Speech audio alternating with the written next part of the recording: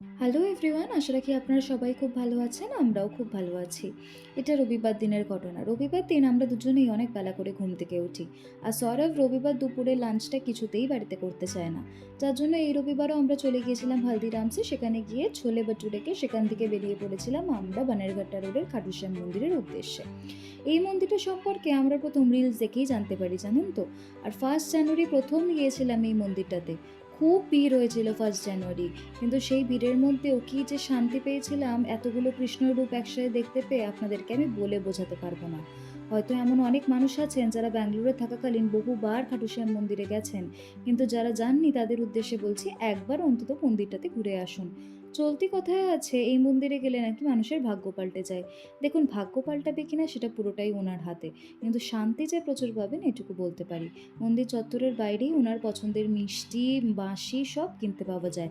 পুজো দিতে হলে সেখান থেকে কিনেই আপনি পুজো দিতে পারবেন। যাই হোক, ভ্লগটা আজকে এখানেই শেষ করছি। ভালো লাগলে অতি অবশ্যই জানাবেন।